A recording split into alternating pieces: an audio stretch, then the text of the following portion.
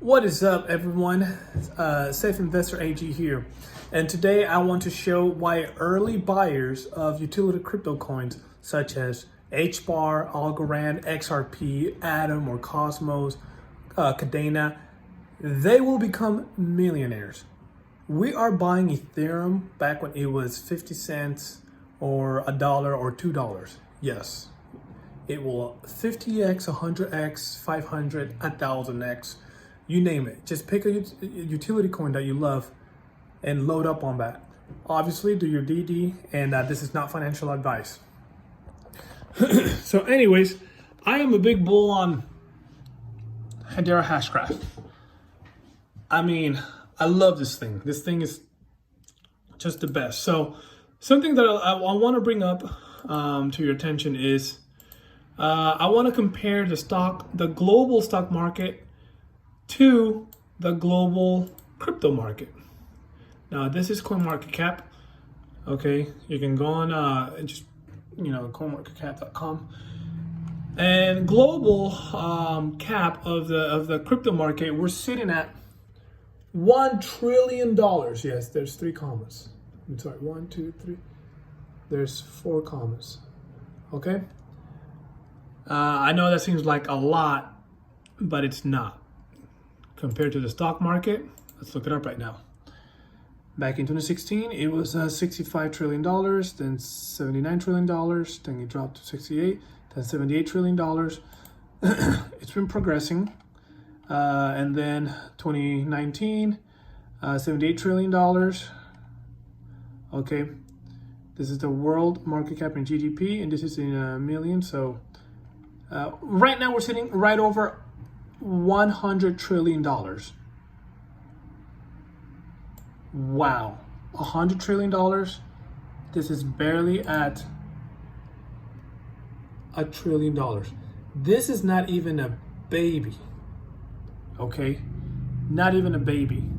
All right, so the case I want to use is a whale. One of the whales gives an experience he had back when the whale I'm referring to is none other than Kevin O'Leary. He is a mass investor, and he invests. He has global investment, one of which is real estate. He makes a transaction in cash. Okay, and watch what happens.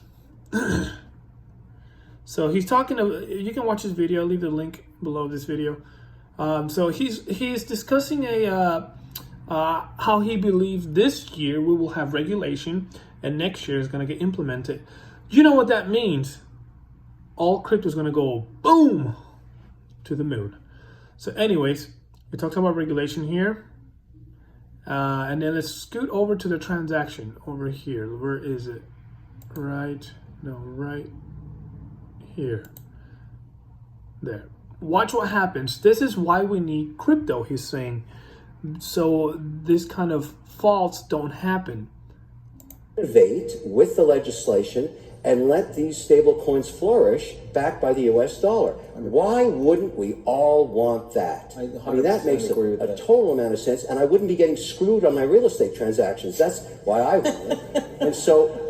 Now, he's a whale, guys, and he's talking about getting screwed on a real estate transaction.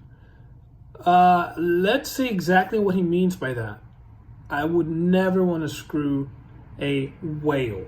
And because it's a use case, and it's a very powerful one, and a lot of people then could take the benefit of being able to lend their stable coins and make 3 or 4% interest versus 20 basis points. That means they're losing 5% because of inflation. There's a lot of merit in picking one thing and forcing that through policy. And the good news is that is the policy issue that seems to have the most bipartisan support to address. Yeah, and I think it's an easy use case. Everybody understands the value of a stablecoin. It's not as speculative. Its value after being audited certainly wouldn't get.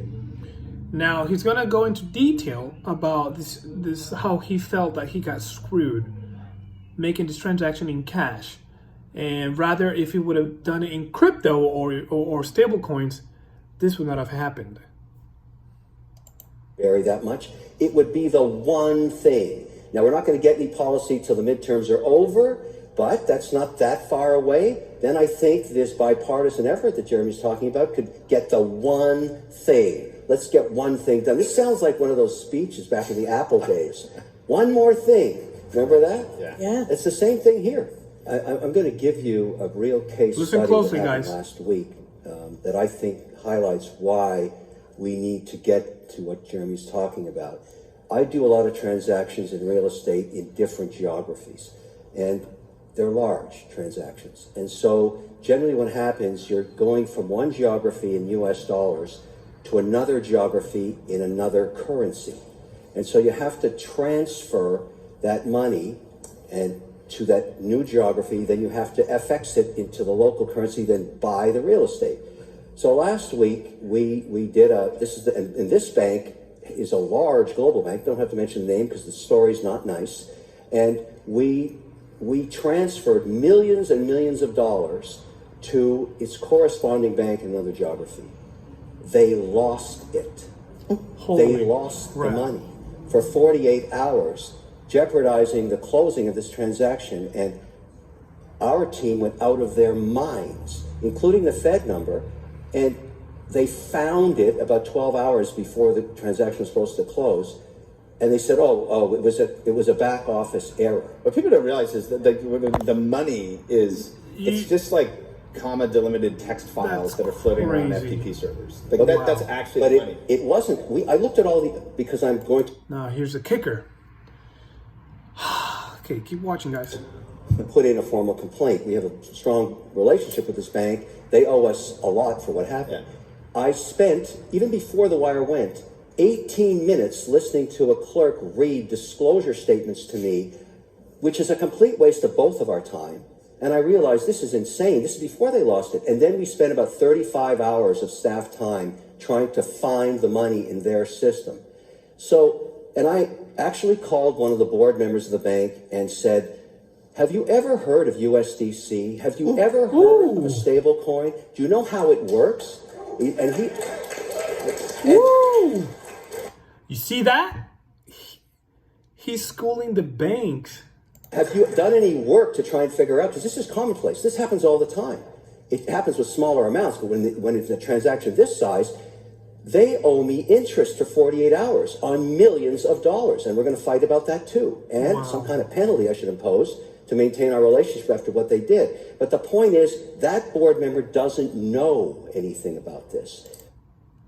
They did not know. The banks don't know about this. Chase is jumping in. Goldman Sachs is jumping on this ship. Okay? Banks globally don't know, guys. We are the early investors in the future. The future. We're going to make so much money. Okay? Pick your favorite utility coin and just load up on that, baby. Not financial advice. That's what I'm doing. So anyways, I'm going to give you an update on my staked HBAR. So yesterday I was sitting at 71, 630 something. Today I'm sitting at 71, 717. So I made about 82 HBARs, 81 or 82. Loving it, watching it. You guys have a great day. And remember, do your DD, your research. And you guys take care. Stay safe.